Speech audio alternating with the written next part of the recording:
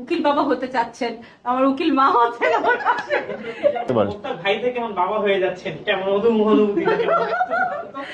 যারা মোস্তাক ও তিশাকে চিনেন তাদের সম্পর্কে জানেন আজকের ভিডিওটি তাদের জন্য রয়েছে এক বিশাল বড় সুখবর, যে সুখবরটি দিয়েছেন খন্দকার মোস্তাক ও তিশা। সেই সুখবরটি কি, আর সেটা কি সত্য নাকি মিথ্যা, বিস্তারিত থাকছে ভিডিওতে। ভিডিওটি না টেনে সম্পূর্ণ দেখার আবার অনুরোধ জানাচ্ছি, দেখুন। উকিল বাবা হতে চাচ্ছেন, আমার উকিল মা হচ্ছেন আমার পাশে। এটা খুব সুন্দর একটা মোমেন্ট। বিয়ে করছেন কবে?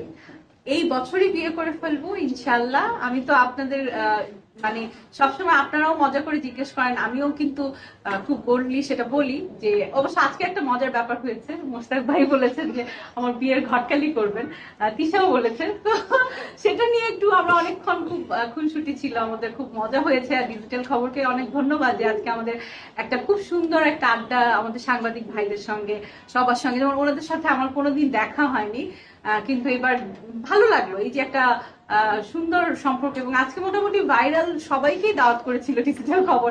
এটা একটা ভাইরাল ইফতার মাহফিলই বলতে পারি আমি। আচ্ছা, কেন আপনি হিংসা সিঙ্গেল হবে? আছেন, তারা এখন মানে না না, মোটেও না, বরং ওদের এই যে ভাইয়া একটা কথা বললো যে এবার ওনাদের প্রথম ইফতার বা রমজান। দেখেন, বিয়ে একটা পবিত্র বন্ধন, এটাকে আমি কখনো খারাপ চোখে দেখি না। তবে হ্যাঁ, কিছু কিছু জিনিস আছে যে সেটা যদি সমাজে ব্যাড ইম্প্যাক্ট ফেলে, ওনাদের দেখে যদি আরো মানুষ বলে আমরাও দিশা মোস্তাক হব, সেটা খারাপ। সেটা আমি আমার আগের নিউজেও বলেছি, ও এখন সামনাসামনিই বলছি। শ্যামলী আপুর বিয়ের ঘটকালি আপনারা করছেন? হ্যাঁ, অ্যাকচুয়ালি আজকে তো আমার প্রথম পরিচয়, তো আমি জানতে চাইলাম ওনার ফ্যামিলি লাইফ সম্পর্কে। যখন বললো যে বিয়ে হয় নাই, তা আমি মনে করি আমি তার বড় ভাই হিসেবে আমার সে দায়িত্ব আমি পালন করতে পারি। তখন আমি বললাম যে ঘটকালিটা করতে পারি, ট্রাই করবো। হ্যাঁ, এবং আজকে আমার খুব ভালো লেগেছে যে ওনারা খুব ভালো ভালো মানুষ, গুড। আচ্ছা হ্যাঁ, মুস্তাক তখন আমি বললাম যে আমি দেখবো কিনা, তো বললো যে হ্যাঁ আপনি দেখতে পারেন, উনি কনসেন্ট দিয়েছে। তো আজকে আর একটা পবিত্র দিনেই আমরা কথা বলেছি, এবং একটা পবিত্র সময় ইফতারের পর মুহূর্তেই কথা হয়েছে। তা আমি সবাইকে মানে বলবো, আপনারা যারা আছেন আপনারা সবাই দোয়া করবেন যে আমরা যেন এই বছরই ওনার বিয়ের অনুষ্ঠানটি আমরা করতে পারি, হ্যাঁ, ইনশাআল্লাহ অনেক ধুমধাম করে এবং হবে। এবং অনেক ধুমধাম হবে। আপনাদের সবাইকে অ্যাডভান্স দাওয়াতও দিয়ে দেওয়া হবে। থ্যাংক ইউ মোস্তাক ভাই, আচ্ছা, থ্যাংক ইউ। ভিডিওর মাঝখানে একটি কথা না বললেই না, আপনারা যারা চ্যানেলটিতে নতুন প্রবেশ করছেন এখনো সাবস্ক্রাইব করেননি, দয়া করে এখনই সাবস্ক্রাইব করে ফেলুন। আর যারা করেছেন তাদেরকে অসংখ্য ধন্যবাদ। সেই বিয়েতে কি আপনি উপস্থিত থাকবেন কি? অবশ্যই আমি ঘটকালি যদি করে, হয়তো সে বিয়ের উকিল বাবাও আমি হতে পারি, আচ্ছা, আপনি বিয়ের উকিল বাবা হবেন? হতে পারি যদি ফ্যামিলি অ্যালাউ করে, আমি হতে পারি। ভাই থেকে কেমন বাবা হয়ে যাচ্ছেন, কেমন অনুভূতি? আপু যে বললো যে উকিল বাবা, মানে বাবা হতে যাচ্ছেন। উনি যে এত ভালো, আসলে সত্যি আমি কি বলবো, খুব ভালো লাগলো। আমি আসলে এই মুহূর্তে এত সুন্দর একটা পরিবেশ ক্রিয়েট হলো এখানে, আমার খুব ভালো লাগলো যে উনি আমার ক্রিয়েট করলো ডিজিটাল খবর। Thank you. আপু এই যে শুনলাম যে উকিল মা বলছে, কেমন লাগছে অনুভূতি? ভালো লাগছে। আসলে ওনার সাথে আমার কখনোই সামনাসামনি দেখা হয়নি, আজকে প্রথম দেখা হয়েছে। তো টিভিতে যা দেখতাম, সামনাসামনি দেখে ওনাকে খুব ভালো লাগছে। আমি ওনাকে বললাম যে আপু আপনার গালগুলো অনেক সুইট, আপনাকে আমার বেশ ভালো লেগেছে। থ্যাংক ইউ, থ্যাংক ইউ, তুমি আচ্ছা, অনেক সুইট। মুস্তাক ভাই, আপনার কাছে শ্যামলী এতদিনেও মনের মানুষ খুঁজে পায়নি বা বিয়ের কোনো আগ্রহ জাগেনি, হঠাৎ করে আপনাকে আজকে দেখে বিয়ের আগ্রহ জেগেছে বা আপনি তার উকিল বাবা হচ্ছেন, মানে বিষয়টা একটু clear না, করুন। বিষয়টা ঠিক তা না, তার আগ্রহ জাগে না এটাও ঠিক না। কারণ তার একটা কারণ, আপনারা অনেক আগে নাকি তাকে জিজ্ঞেস করছেন কবে হবে, তো হয়তো মনের মানুষ খুঁজে পায়নি। হ্যাঁ, তো মনের মানুষ খুঁজে পায়নি, সেই জন্য হয়তো হয় নাই, বা ব্যাটে বলে মেলে নাই। তা আমরা সেখানে একটা চেষ্টা করবো, ট্রাই করব। আপনি কি মনের মানুষ জুগিয়ে দিতে পারবেন? না, সেটা তো একমাত্র মহান আল্লাহ তাআলা জানে কার কোথায় জোড়া মিলিয়ে রেখেছে। আপনি চেষ্টা করবেন? আমরা চেষ্টা করবো। আপনি কতদিনের শুধু মধ্যে আমি না, কতদিনের মধ্যে চেষ্টা করে মানে শ্যামলীর এক হাতকে দুই হাত করে দিবেন? না আমি তো কালকে থেকে ট্রাই করবো খোঁজার জন্য। কেমন পাত্র পছন্দ একটু বলতেন তাহলে দর্শক।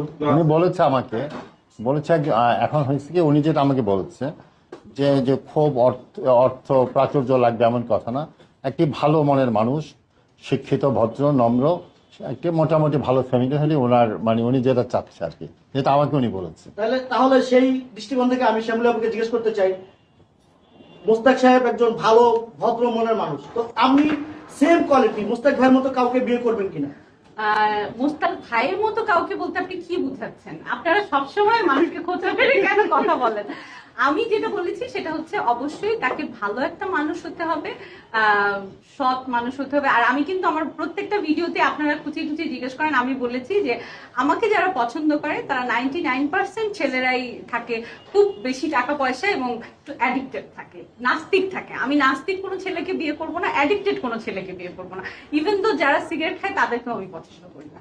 সো এই যুগে এরকম একটা ছেলে পাওয়া আসলে খুব টাফ, কারণ চারপাশে এখন এত নেশাগ্রস্ত ছেলে।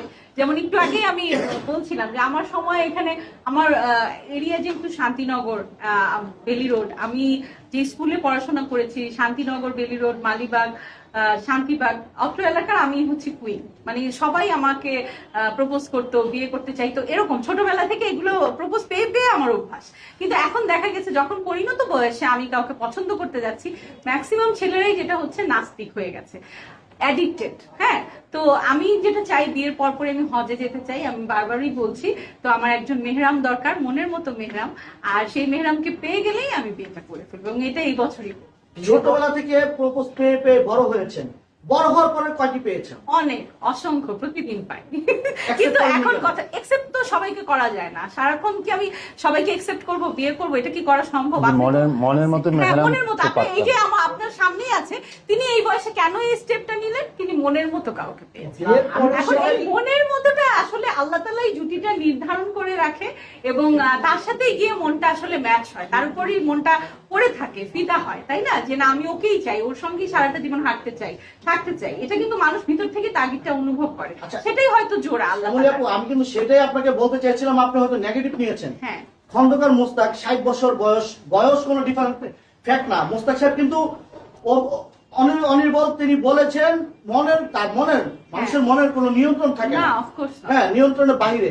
তো আমি সেদিক থেকে বলতে চাই, মোস্তাক সাহেব যদি 60 বছর বয়সে বিয়ে করতে পারে, হ্যাঁ। তাহলে আপনি কি পারবেন না? কেন যে- পারবো? সেটা তো যার যার ম্যান টু ম্যান ভ্যারি করে, যে কখন কার মনটা কার উপর পড়বে, কার উপর আসবে, তাকে সে যে লাইফ পার্টনার হিসেবে চাইবে, সেই মানুষটাকে তো আপনার পেতে হবে। যাকে তাকে তো ভাই লাইফে এন্ট্রি দিয়ে দিয়ে পরে তো জীবন জাহান্নাম হয়ে যাবে। আর আমি ওই লাইফ চাই না, যে আমি এখন কাউকে বিয়ে করলাম, কালকে ভালো লাগলো না, ডিভোর্স দিয়ে দিলাম, না, তার- সেটা আমি চাই না। তার মানে আপনি কি বলতে চাচ্ছেন তিশার জীবন কি জাহান্নাম হয়ে গেছে নাকি? তিশা কেন? সুখে আছে না? অবশ্যই সুখে আছে। তাদের সাথে কেন মিলাচ্ছেন না আপনি বারবার? এক একজনের জীবন এক এক রকম, জীবন আচার এক এক রকম, জীবন বোধ এক এক রকম, দর্শন এক এক রকম, চয়েস এক এক রকম, তাই না?